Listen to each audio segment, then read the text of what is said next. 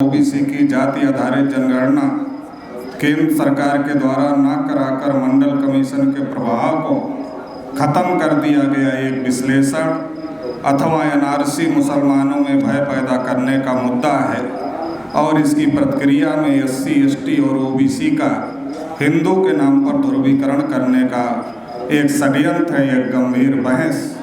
ये दो मुद्दे चर्चा के लिए रखे गए। साथियों, इस देश में जो मंडल कमीशन का मुद्दा है,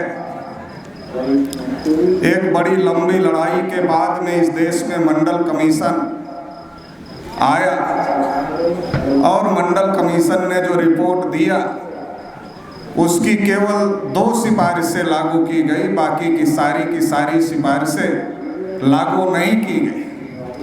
और जो 2 सिफारिशें लागू की गई उसको भी काउंटर करने के लिए क्रीमी लेयर का मुद्दा लाया गया। क्रीमी लेयर का मतलब यह है कि जिसके पास दांत है उसको चना नहीं मिलेगा, जो चना खा सकता है उसको चना नहीं मिलेगा, और जिसके पास दांत नहीं है, जो चना नहीं खा सकता, उसे चना दिखाया जाएगा क्योंकि वो खा नहीं सकता, केवल देख सकता है। तो क्रीमी लेयर की वजह से मंडल कमीशन को बड़े पैमाने पर सैबोटेज किया गया। जो ओबीसी की इनकम इतनी थी, जो अपने बच्चे को महाविद्यालय विश्वविद्यालय में पढ़ा सकता था, उस ओबीसी को क्रीमी लेयर की वजह से रिजर्वेशन के बाहर कर दिया गया। और जो ओबीसी अपने बच्चे को पढ़ा नहीं सकता था उसको कहा गया ये रिजर्वेशन के दायरे में होगा, मगर जब ये पढ़ा ही नहीं सकता है तो इसके बच्चे को रिजर्वेशन का लाभ नहीं मिलेगा। रिजर्वेशन ऊपर से भी खत्म कर दिया गया, रिजर्वेशन नीचे से भी खत्म कर दिया गया। ये धोखेबाजी मंडल कमीशन में हुई। मगर हमारी सबसे बड़ी प्रॉब्लम क्या है? हमारे पिछड़े वर्ग के लोगों की सबसे बड़ी प्रॉब्लम क्या है? हमारे लोगों को पढ़ने की आदत नहीं, हमारे लोगों को केवल सुनने की आदत है। वो भी पंडित की सुनने की आदत है, ब्राह्मण की सुनने की आदत है, दूसरे किसी की सुनने की आदत नहीं है। ब्राह्मण की सुनते और सुनाते। मंडल को 30 साल हो गए, लेकिन आज भी ओबीसी के बहुसंख्यक लोगों ने मंडल की रिपोर्ट नहीं पढ़ी। बहुसंख्यक लोगों ने मंडल की रिपोर्ट देखी भी नहीं। एक मंडल ने क्या क्या रिकमेंडेशन ओबीसी के लिए किया था। तो ये जो ओबीसी की सबसे बड़ी समस्या है कि ओबीसी के लोगों को अपने हक अधिकार के बारे में जानने के लिए, पढ़ने के लिए फुर्सत नहीं।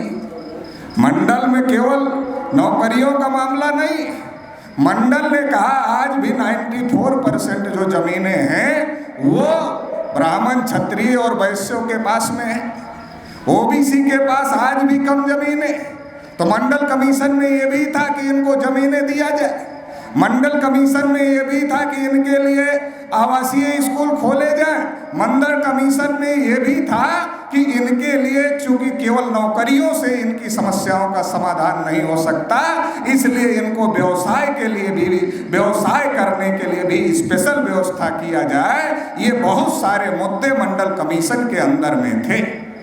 लेकिन इन सारे मुद्दों को लागू करने के लिए रिजर्वेशन प्रमोशन, शेड्यूल कास्ट के लोगों को रिजर्वेशन प्रमोशन मिलता है, शेड्यूल ट्राइब के लोगों को रिजर्वेशन प्रमोशन मिलता है, मगर क्या ओबीसी के लोगों को रिजर्वेशन प्रमोशन मिलता है? ओबीसी के लोगों को रिजर्वेशन प्रमोशन नहीं मिलता है।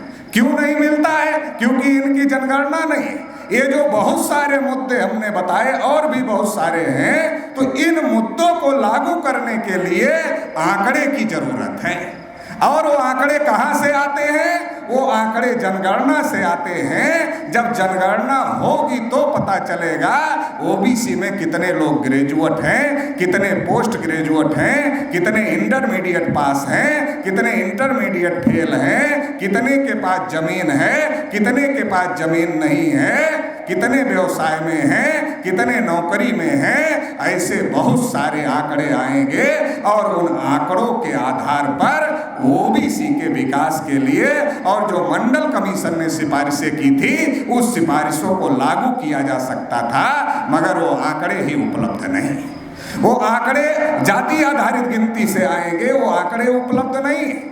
आपको थोड़ा पीछे की बात याद दिलाना चाहता हूं। जब कांग्रेस की गवर्नमेंट थी, मनमोहन सिंह प्रधानमंत्री थे, वीरप्पा मोइली उस समय कानून मंत्री थे, महिला आरक्षण के संदर्भ में चर्चा हो रही थी संसद के अंदर, शरद यादव और कई पिछड़े वर्ग के नेताओं ने इस बात को रखा कि आप महिलाओं को आरक्षण देना चाहते हो तो आप महिलाओं को आरक्षण दो, मगर महिला आरक्षण के अंदर कोटे के अंदर भी कोटा होना चाहिए, नहीं तो महिला आरक्षण के नाम पर सारा कोटा ब्राह्मणों की महिलाओं को मिलेगा और SC ST OBC की महिलाओं को कुछ नहीं मिलेगा। उस समय वीरप्पा मोइली ने संसद के अंदर ये बात कहा था कि जब OBC की गिनती ही नहीं है तो OBC की महिलाओं को आरक्षण कैसे दिया जा सकता है। तो साथियों, ये बहुत महत्वपूर्ण मुद्दा है, हम लोगों को इस बात को जानने और समझने की जरूरत है। एक तो ये बात है। दूसरी बात यह है कि जो मंडल कमीशन की लड़ाई की वजह से जो OBC के अंदर अपने हक अधिकार को लड़ने के लिए जो एक चेतना और एक लड़ाई लड़ने की भावना पैदा हुई थी, वो भावना अगर दोबारा पैदा करना है तो जाति आधारित गिनती से हो सकता है। अगर OBC की जनगणना होगी तो OBC अपनी संख्या के अनुपात की लड़ाई को लड़ेगा और इन लोगों को देना पड़ेगा। ये इतना ज्यादा महत्वपूर्ण मुद्दा है।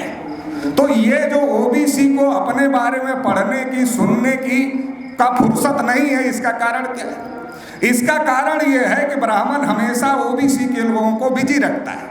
ब्राह्मण हमेशा OBC के लोगों को कभी शेड्यूल कास्ट से लड़ाने में बिजी रखता है, कभी शेड्यूल ट्राइब को लड़ाने में बिजी रखता है, कभी मुसलमानों से लड़ाने में बिजी रखता है, और हम हमेशा बिजी रहते हैं दूसरों से लड़ने में। ब्राह्मण हमें लड़ाता है और हम लड़ने का काम करते हैं, ब्राह्मण हमारा इस्तेमाल करता है और हमारा ही सत्यानाश करता है। ये जो षड्यंत्र है, इस षड्यंत्र को OBC के लोगों को समझने की जरूरत है और OBC के लोगों को इस बात को भी समझने की जरूरत है कि इस देश के अंदर OBC का दोस्त कौन है, OBC का दुश्मन कौन है। इस बात को भी OBC के लोगों को समझने की जरूरत है, क्योंकि ब्राह्मण बार बार हमारा इस्तेमाल दूसरे लोगों के खिलाफ में कर रहा है। इसलिए इस देश के अंदर क्या शेड्यूल कास्ट के लोग OBC के दुश्मन हैं? शेड्यूल कास्ट के लोग OBC के दुश्मन नहीं है। शेड्यूल ट्राइब के लोग OBC के दुश्मन नहीं है। माइनॉरिटीज के लोग OBC के दुश्मन नहीं है। वो क्यों नहीं है? क्योंकि शेड्यूल कास्ट का कोटा ही अभी तक पूरा नहीं हुआ, शेड्यूल ट्राइब का कोटा ही अभी तक पूरा नहीं हुआ। मुसलमान जो गुलाम भारत में 33% प्रशासन में था, आज वो तो 2.5% पर आ गया। जब इनका ही कोटा पूरा नहीं हुआ तो ये हमारा हिस्सा कैसे खा सकते? इन्होंने हमारा हिस्सा नहीं खाया। इस देश की विधायिका पर, इस देश की कार्यपालिका पर, इस देश की न्यायपालिका पर ब्राह्मणों ने कब्जा किया है। सेंट्रल यूनिवर्सिटियों में एक भी OBC प्रोफेसर नहीं, एक भी OBC प्रोफेसर नहीं। मगर OBC का क्या? OBC की रस्सी जल गई मगर ऐठन बची हुई है। रस्सी जल गई और हम ऐठे हुए नहीं, हम ही सबसे बड़े। जब शेड्यूल कास्ट के लोग हमको समझाने जाते हैं, शेड्यूल ट्राइब के लोग हमको बताने के लिए जाते हैं, हम क्या कहते हैं? नहीं, ये तो शेड्यूल कास्ट का आदमी है, तो शेड्यूल ट्राइब का आदमी। हम इसकी बात क्यों सुने? हमारी हालत सबसे ज्यादा खराब करके रखी हुई है इस देश के अंदर ब्राह्मणों ने। और जब शेड्यूल कास्ट, शेड्यूल ट्राइब के आदमी इस बात को समझाते हैं, अरे भाई तुम्हारे साथ सबसे ज्यादा धोखेबाजी हो रही है, तो हमको लगता नहीं, हम तो बहुत बड़े। तो ये जो OBC की जो मानसिकता है, इस मानसिकता को छोड़ने की जरूरत है और ठीक ठीक इस देश में जो सिस्टम चल रहा है, उस सिस्टम को समझने की जरूरत है। OBC को इस देश के इतिहास को भी ठीक ठीक जानने और समझने की जरूरत है, क्योंकि आज भी OBC के लोग, बहुत सारे OBC के लोग गांधी, नेहरू, तिलक को अपना नेता मानते हैं। गांधी, नेहरू, तिलक ने OBC का कोई कल्याण नहीं किया, कोई भला नहीं किया। गांधी, नेहरू, तिलक ने OBC का सत्यानाश किया। ब्राह्मणों की ही OBC सुनते, इसलिए ब्राह्मणों ने OBC को बताया कि तुम्हारे में कोई लायक आदमी नहीं हुआ, इसलिए हमारे बाप दादा को ही अपना बाप दादा मान लो, हमारे महापुरुषों को ही अपना महापुरुष मान लो, और हम उनके महापुरुषों को महापुरुष मानते रहे और अपने महापुरुषों के बारे में नहीं जान पाए। ये जो ओबीसी के साथ में ये जो ब्राह्मणों ने ओबीसी को समझाने का काम किया है, ओबीसी को इस देश के इतिहास को और ठीक प्रकार से समझने की जरूरत है। ओबीसी के लोगों को ऐसा लगता है कि इस देश में जो ब्राह्मणवाद के विरोध में लड़ाई है, इस लड़ाई को शेड्यूल कास्ट के लोगों की लड़ाई है। ये शेड्यूल कास्ट के लोगों का काम है ब्राह्मणवाद से लड़े। शेड्यूल कास्ट के लोगों का काम नहीं, केवल शेड्यूल कास्ट के लोगों का काम नहीं, केवल शेड्यूल कास्ट ब्राह्मणवादी व्यवस्था से पीड़ित नहीं है। शेड्यूल कास्ट ही केवल पीड़ित नहीं है, पिछड़े वर्ग के लोगों को भी ब्राह्मणों ने शूद्र बनाया और अधिकार वंचित करने का काम किया, और इनको पढ़ने लिखने से, धन संपत्ति रखने से, सभी प्रकार के अधिकारों पर पाबंदी लगाने का काम ब्राह्मणों ने किया। तो केवल शेड्यूल कास्ट का मसला नहीं। और इस लड़ाई को अगर प्राचीन भारत में देखा जाए तो तथागत बुद्ध ने इस लड़ाई को शुरू किया। तथागत बुद्ध के पिताजी किसान थे, हल चलाते थे। अगर इस दृष्टि से भी देखा जाए तो ये लड़ाई पिछड़े वर्ग के लोगों ने प्राचीन भारत में शुरू की है। आधुनिक भारत में अगर इस लड़ाई को देखा जाए तो राष्ट्रपिता ज्योतिबा फूले ने इस लड़ाई की नींव आधुनिक भारत में डालने का काम किया। तब गांधी जी पैदा नहीं हुए थे 1848 में, जब ज्योतिबा फूले ने हमारी लड़ाई शुरू किया। मगर हमारे लोग क्या गाना गाते रहते, दे दी हमें आजादी बगैर खड़क बगैर ढाल, साबरमती के संत तूने कर दिया कमाल। गांधी का गाना गाते रहते हैं, ज्योतिबा फूले के बारे में हमारे लोग जानते ही नहीं हैं। हमें पढ़ना होगा ज्योतिबा फूले को, हमें पढ़ना होगा छत्रपति साहू महाराज को, हमें पढ़ना होगा बाबा साहब अम्बेडकर को। ज्योतिबा फूले को जानते नहीं, छत्रपति साहू महाराज को जानते नहीं, और बाबा साहब अम्बेडकर के बारे में क्या कहा? ब्राह्मणों ने ओबीसी के लोगों को बताया, कहा ये अम्बेडकर तो चमारों और महारों के नेता है, ये तो ओबीसी के कुछ लगते ही नहीं है। तो हमारे लोगों ने भी मान लिया चमारों महारों के नेता है। और अगर गलती से कोई ओबीसी जय भीम बोल देता है तो ब्राह्मण उसके पास में आता है, उसके कान में कहता है चमार हो गए क्या, दूसरे दिन से बोलना ही बंद कर देता है।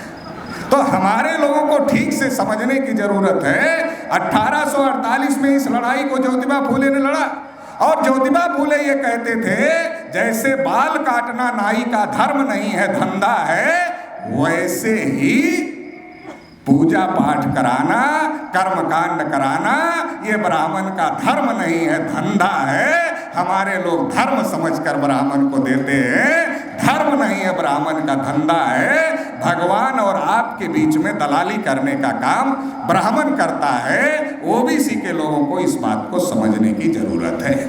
जब हम लोग ये बताते हैं ब्राह्मणों ने ओबीसी के लोगों को शूद्र बनाया, तो ओबीसी के लोगों को लगता है नहीं विकास पटेल जी शूद्र बना रहे हैं। मैं नहीं बना रहा हूं, ब्राह्मणों ने बनाया और ब्राह्मणों के ग्रंथों में लिखा हुआ है। और ओबीसी के आधुनिक भारत के जो सबसे विद्वान पुरखे थे राष्ट्रपिता ज्योतिबा फूले, उन्होंने लिखा कि ब्राह्मणों ने ओबीसी के लोगों को शूद्र बनाया, अनुसूचित जाति के लोगों को अति शूद्र बनाया। छत्रपति शिवाजी महाराज जैसे प्रतापी राजा का भी राज तिलक करने से ब्राह्मणों ने इनकार कर दिया था। तो ये जो ब्राह्मणों ने ओबीसी के लोगों को शूद्र बनाया, इस बात को ज्योतिबा फूले कहते हैं। ज्योतिबा फूले से ज्यादा विद्वान आदमी कोई ओबीसी में अभी तक पैदा नहीं हुआ। इसका सबूत क्या है? क्योंकि बाबा साहब अम्बेडकर भी ज्योतिबा फूले को अपना गुरु मानते थे। बाबा साहब अम्बेडकर जितना विद्वान आदमी तो अभी हम लोग है नहीं। तो साथियों, हमको इस बात को जानने और समझने की जरूरत है कि इस देश के अंदर जो SC बाबा साहब अम्बेडकर ने ओबीसी के लिए कानून मंत्री पद से इस्तीफा दिया। आज ओबीसी के बहुत बड़े बड़े नेता हैं। अगर उन बड़े बड़े नेताओं को यह कहा जाए कि केंद्र सरकार गिनती नहीं कर रही, इस्तीफा दे दो, इस्तीफा देने वाले नहीं है।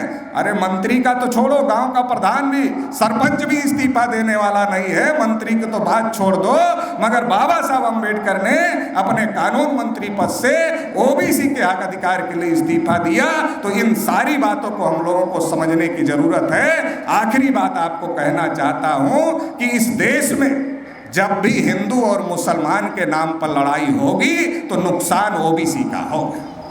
जब भी ओबीसी के लोगों को इस बात को समझ लेना चाहिए कि इस देश में जब भी हिंदू और मुसलमान के नाम पर लड़ाई होगी नुकसान ओबीसी का होगा।